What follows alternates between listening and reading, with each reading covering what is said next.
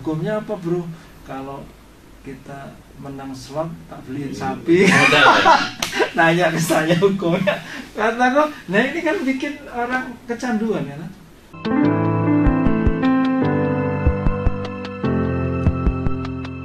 Bismillahirrahmanirrahim. Assalamualaikum warahmatullahi wabarakatuh. Alhamdulillah wassalatu wassalamu ala Rasulillah wa ala alihi washabihi wa man ba'du. Ya pemirsa yang dirahmati Allah Subhanahu wa taala, bersyukur kita kepada Allah Subhanahu wa taala. Kemudian salawat dan salam semoga tetap tercurahkan kepada baginda Nabi Muhammad sallallahu alaihi wasallam. Ya, kali ini saya Hidayatullah bersama dengan Haji Andi Susanto, yang magister keperawatan. Kita sapa dulu. Assalamualaikum Haji. Nah, gimana kabar? Alhamdulillah sehat, khair. Jadi di tengah kesibukan beliau, beliau adalah juga dosen ya, kemudian manajer di Wisma Atraksis, kemudian juga menjadi perawat ya di Rumah Sakit Jiwa Lampung. Alhamdulillah pada kesempatan yang berbahagia ini kita bisa berbincang-bincang dengan beliau, ingin menggali lebih dalam tentang dunia yang beliau sedang geluti. Yang lebih fokus adalah di narkoba dan kejiwaan. Di jiwa, Pak, kesehatan mental. Pak. Ya. Dan jadi Wisma Atraksis ini beralamatkan di mana Pak Haji? Di Jalan RA Basit nomor 13 Gang Kelapa 3 Pajar Baru, Jati Agung, Lampung Selatan. Jadi tempat ini adalah tempat untuk rehabilitasi ya. Bagi saudara-saudara kita yang membutuhkan bantuan, terutama adalah yang terkena indikasi gangguan jiwa dan narkoba. Dan di tempat ini kita mengkombinasikan ya pengobatan medis dan pengobatan spiritual ruqyah. Dalam hal ruqyah, alhamdulillah saya dipercayakan di Wisma Atraksis ini untuk mendampingi klien di tempat ini bagaimana mereka bisa kembali ke jalan yang benar. Karena kadang Pak Haji ya, kita sudah dapatkan orang yang melakukan pelanggaran tadi ya, memakai narkoba atau ada penyakit ya, gangguan jiwa, bisa juga disisipi atau dimasuki oleh gangguan jin. Nah, makanya kita berkolaborasi agar betul sehat yang namanya jasmani dan rohani. Nah, oke. Jadi kesempatan kali ini kita akan berbincang-bincang dengan beliau tentang bagaimana kesehatan rohani, dalam hal ini adalah kesehatan jiwa ya. Kesehatan jiwa. Yang tadi beliau sampaikan pada tanggal 10 Oktober. Jadi itu nanti hari apa Pak? Hari Kesehatan Jiwa Sedunia. Oh, sedunia. World Mental Health Day. Oke. World Health Mental Day. Hari Kesehatan Jiwa Sedunia. Ya. Jadi memang tidak bisa kita pungkiri bahwasanya tidak sedikit orang yang di dalam bekerja atau dalam mengarungi kehidupan ini ada masalah-masalah sehingga kesehatan jiwanya terganggu. Nah, kalau di dalam Islam ya kita kan diajarkan bagaimana ibadah itu bukan hanya dari segi sholat atau ibadah mahdoh saja, dan pekerjaan kita mencari nafkah itu juga bagian dari ibadah. Sehingga kalau kita lakukan itu ingin mendapatkan pahala dari Allah, maka akan happy ya, akan bahagia. Namun ya kalau kita tidak berlandaskan itu, maka bisa jadi beban ya. Nah, ini akan mengakibatkan banyak masalah. Nah, mungkin Pak Haji bisa jelaskan kenapa kalau dalam faktanya ketika orang bisa bekerja atau ada masalah kemudian terganggu kejiwaannya, itu kenapa bisa terjadi seperti itu? Jadi kenapa ketika dia sebenarnya sudah bekerja gitu tadi. Ya, jadi di tema Hari Kesehatan Jiwa Sedunia di 2024 ini adalah kesehatan mental di tempat kerja. Ternyata saya browsing juga kan, angkanya cukup tinggi tuh. Di tahun 2019 itu survei dari WHO itu di dunia bahwa pekerja hampir kurang lebih 19% pekerja itu mengalami masalah kesehatan mental. Kan? Kalau masalah kesehatan mental itu terjadi kan, kesehatan mental itu kan gangguan mental itu ada yang ringan sampai berat kan. Kalau yang berat ya seperti Ustadz sering lihat kan, yang schizofren ya, schizofren yang dia harus rutin kontrol. Nah yang ringan dan sedang ini, dan sebenarnya yang sedang ini banyak banget kan. Yang ringan itu mulai dari kecemasan, kemudian insecure kan, merasa tidak percaya diri, kemudian kalau di tempat kerja itu ya dia sudah mulai mengalami stres di tempat kerja. Yang penyebabnya biasanya sih kalau di tempat kerja itu satu, beban kerja, kemudian dia tidak bisa beradaptasi dengan pekerjaannya, ataupun tidak sesuai dengan harapan, ya. Nah biasanya ini menjadi tidak produktif dia, ketika berangkat kerjanya udah stres, gitu. Apalagi dia mau bekerja, jadi sehingga keberadaannya itu ya hampir tidak produktif. Dan kalau saya lihat banyak kan di tempat-tempat kerja kita itu yang orang datang, ini kerjanya apa gitu kan, datang kadang habis apel absen udah ngopi, udah di warung. Ini sudah keluar ya. Ada juga yang absen nanti ngilang, nanti begitu pas absen pulang ada ya absennya bagus ya, bagus terus ya, tapi dia nggak produktif sama sekali. Dan kalau diharapkan sebenarnya kan kalau dari pemerintah ini sudah menggaji ASN, terus termasuk perusahaan menggaji itu, harapannya kan dia punya inovasi kan? Yang diinginkan dari seorang pekerja itu gimana inovasi yang bisa, dari inovasi tersebut itu bisa menghasilkan perusahaan itu lebih produktif, lebih maju lagi gitu kan. Ya kalau kursinya seperti itu ya dia tidak produktif lagi kan. Dan jadi seperti itu kan. Jadi sebenarnya ya memang tepat juga sih dibahas itu, karena nah teman-teman kita yang sudah mengalami gangguan mental berat ini kan masih kerja juga kan. Ada yang dari kepolisian juga, di kepolisian tuh dia biasanya ditempatkan di dokes gitu kan. Jadi kalau saya nanya ke teman-teman yang dia ada gangguan jiwa tapi dia masih berdinas di kepolisian, ini kepolisian alhamdulillah juga masih memperkayakan mereka. Yang penting datang absen, kemudian nanti kayaknya beban kerjanya nggak terlalu berat sih. Mereka tetap datang absen, terus dikasih pekerjaan yang ringan, ya.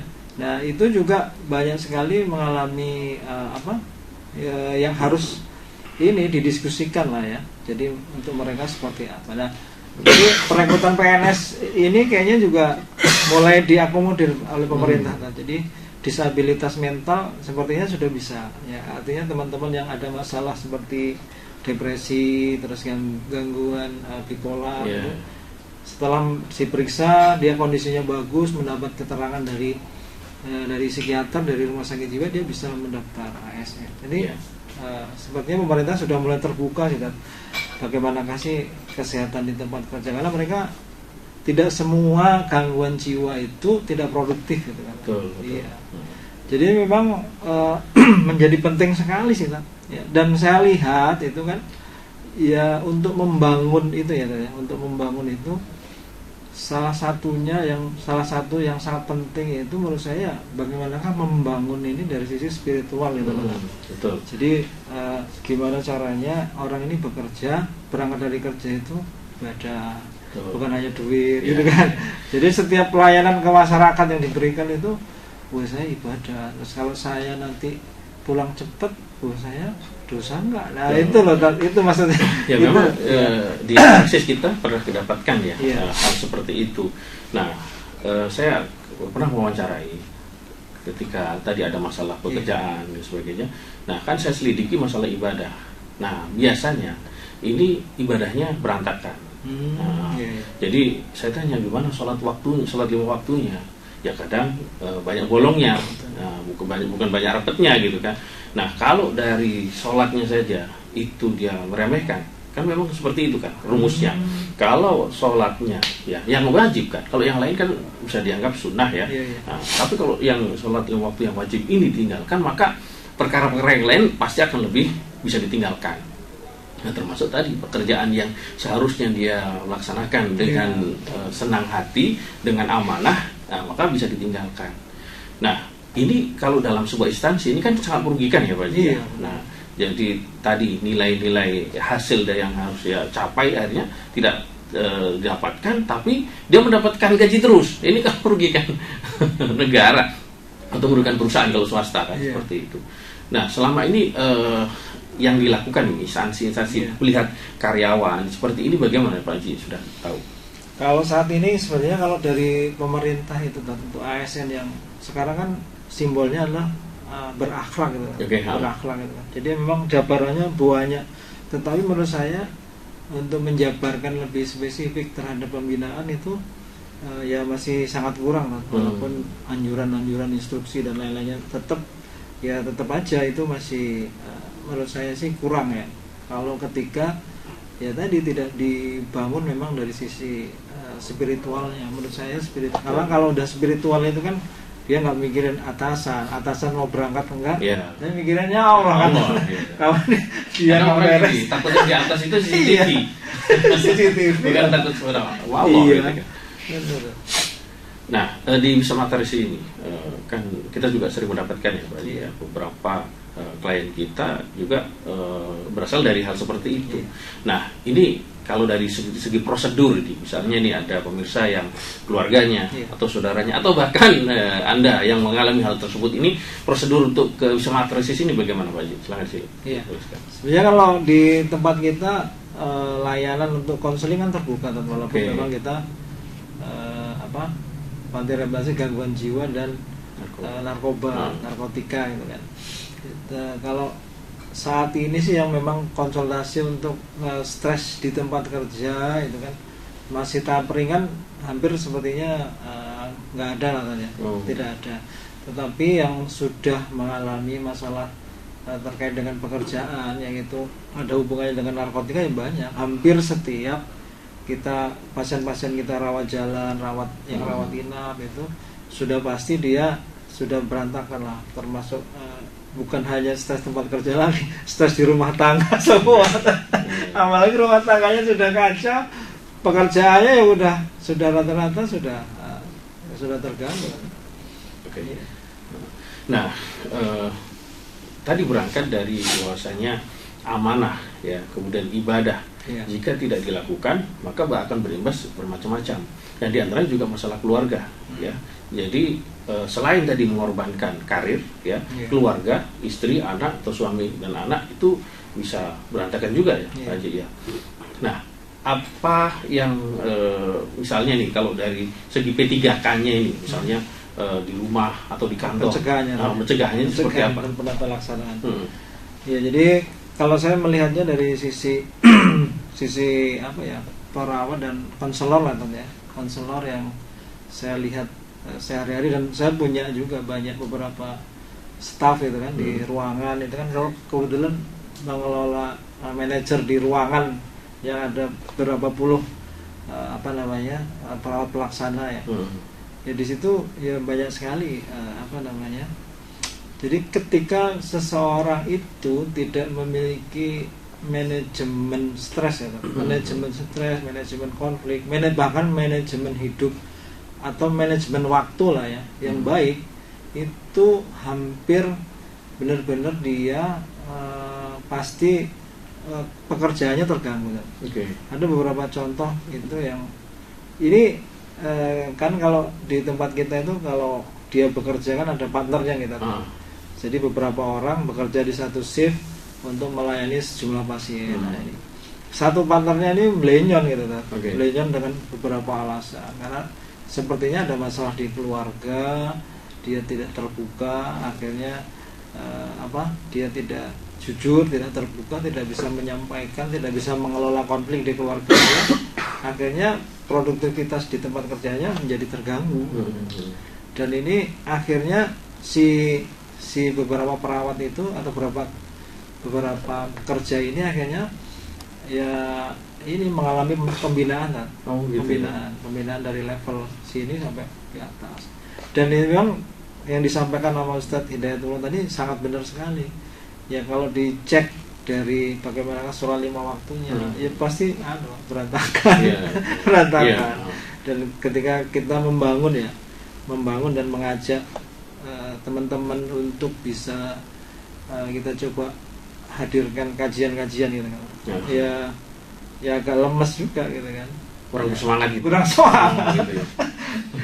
Jadi memang kalau kita lihat yang hadir di kajian, yang hadir di sholat ketika sholat zuhur pas istirahat kita di musola itu, ya hampir kinerjanya bagus-bagus. Saya emang yang nggak ada masalah ya. Nggak ada masalah. Yang bermasalah kadang belum terpanggil. Gitu. Iya. Jadi itu. Jadi memang bagaimanakah seseorang itu secara individualnya itu dari sisi mentalnya dididik secara spiritual yang bagaimanakah melihat konsep mencari rizki.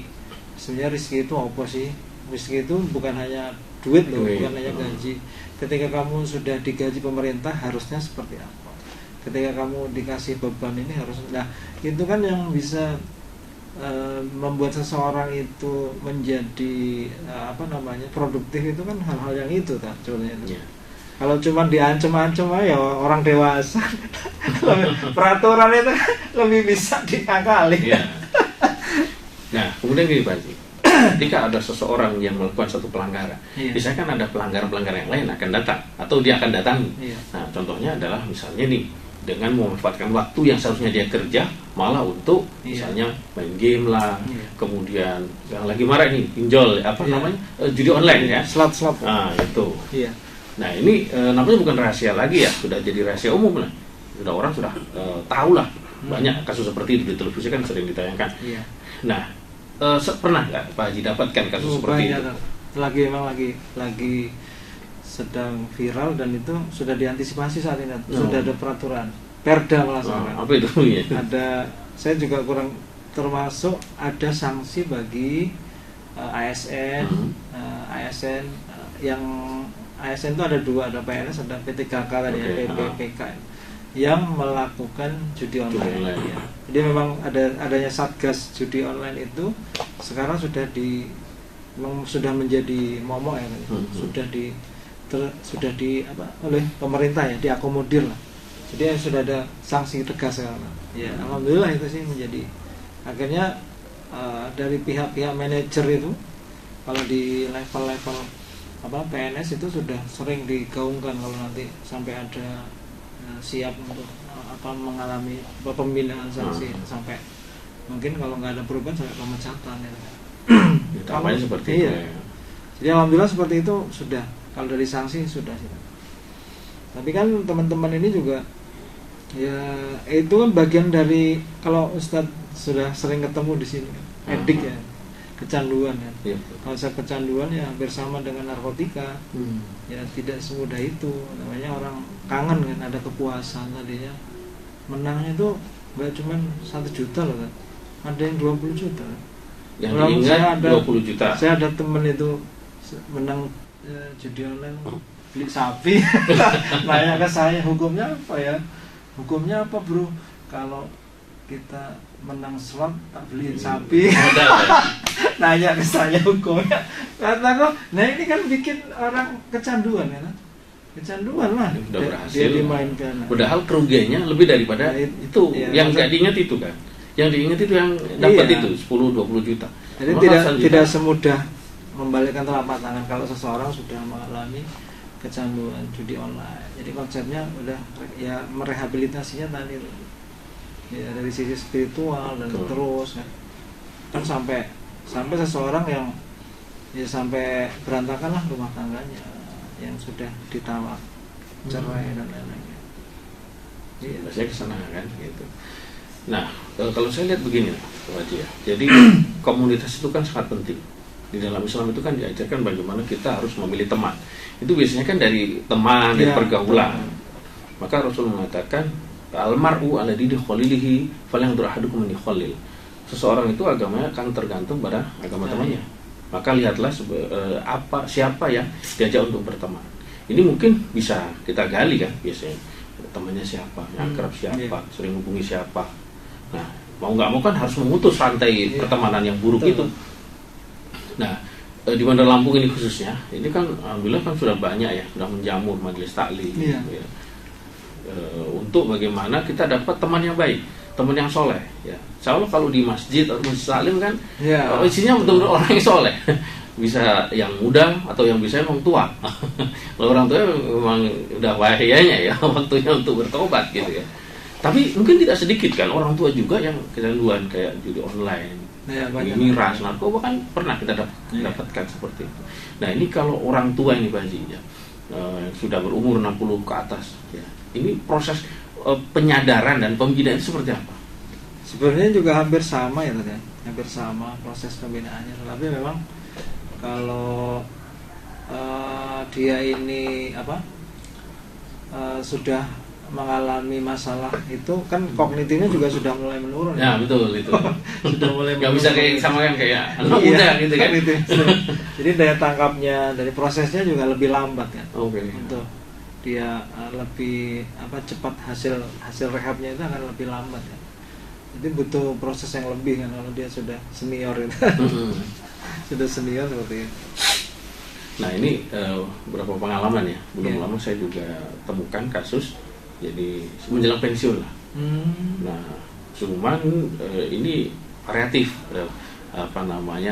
pelanggarannya ya. Jadi dia juga minjem rentenir, kemudian juga iseng-iseng lah mungkin menggunakan kayak jasa dukun gitu loh. Nah, jadi biar uangnya banyak gitu kan. Nah, karena saya ya sedikit mempelajari tentang ruqyah, makanya ya saya ruqyah ke orang seperti itu. Dan qadarullah ketika saya ruqyah kesurupan. Nah, dan mengakulah si jin itu. Jadi aku bantu ini, aku bantu itu. Nah, alhamdulillah kita bisa sadarkan dan kita bisa keluarkan. Dan bapak itu kemudian yang betul-betul ingin bertobat. Nah, ini yang dibutuhkan oleh keluarga ya. Ketika ada saudara atau keluarga kita yang seperti itu, harus kita ada solusinya gitu. Jangan kita diamkan kan. Nah, kalau masalah tadi stres di kerjaan, kemudian juga campur dengan mungkin penyalahgunaan narkoba, itu yang efek yang real yang pernah terjadi itu apa, Pak? Efek yang real. Oh iya. Jadi kalau beberapa potensi adiksi itu berkumpul pada diri seseorang kan berarti emang ya lebih berat yang harus diatasi semua kan adiksinya. Sama aja kayak di sini pasien-pasien kita, residen kita ada masalah kecanduan narkotikanya plus sudah mulai gangguan mental kan. Pasti dia ya kognitifnya sudah menurun. Dia harus sudah ada halusinasi, sudah ada paranoid, ada kecuriganya tinggi. Ini gejala-gejala jiwa kan double itu kan. Obat jiwa harus masuk. Terus kemudian gimana harus dikonseling biar dia enggak pakai lagi. Ada pasien kita yang barusan home live kan. Ada home live itu cuti kan aja. Cuti karena ada hajatan katanya keluarganya membawa. Kita kasih karena udah bagus kan. Nah tuh 3 hari di rumah itu waduh pulang-pulang itu udah ngeblank bener kan. Ngeblank sampai BAB sembarangan. Ya kemungkinan pakai lagi kan di sana. Karena siapa yang ngawasi kan gitu. Iya. Ya pinter lah, nggak mungkin orang tua ngawasin sepenuhnya. Betul. Orang dia bujang. Seperti kita di sini kan. Jadi ya lebih berat lah penanganannya. Ya kalau di tempat kerja sebenarnya kalau menurut saya kan, jadi banyak saudara-saudara kita itu secara pribadi, secara personal, secara keluarga ini belum bisa memahami konsep rezeki tadi. Kemudian konsep kebutuhan dan keinginan. Sebenarnya ini kebutuhan atau keinginan? Betul. Dia butuhnya motor loh kan, motor biar keinginannya PCE kan, motornya yang PCE. Padahal dia punya duit cuma 5 juta. Harusnya 5 juta bisa dia belikan motor sedapatnya, dia nggak mikirin hutang tiap bulannya, angsuran kan, nggak leasing kan. Tapi dia belinya yang harga 30 juta, sehingga tiap bulan dia harus mikirin angsuran. Nah, jadi banyak sekali yang seperti itu ya. Hampir, tetapi dunianya juga seperti itu ya. Dia teman-teman ini yang barusan terima SK P3K ini marketing bank sudah siap. Sekolahin gitu. Datang lah, gitu. menjemput datang. Ya gimana nggak tergiur ya kasih. Sudah ada leafletnya kasih. Jadi yang tadinya mikir belum butuh apa-apa, tiba-tiba butuh. Sudah datang, tiba-tiba butuh kan. Ya kan tiap bulan gajinya ada yang tinggal berapa, kan dia mikir. Sementara kebutuhannya tetap jalan. Sementara gajinya tinggal seberapa ya. Yes, di tempat kerja itu nggak ada ceria-cerianya. Gimana coba kan? Itu ya. Jadi banyak yang seperti itu kan. Mudah-mudahan nanti saudara-saudara kita yang ada masalah seperti itu bisa terselesaikan. Dan salah satu tempat yang bisa kita rekomendasikan adalah Wisma Atraksis ini yang beralamatkan di Pajar Baru, Kecamatan Jati Agung, Lampung Selatan.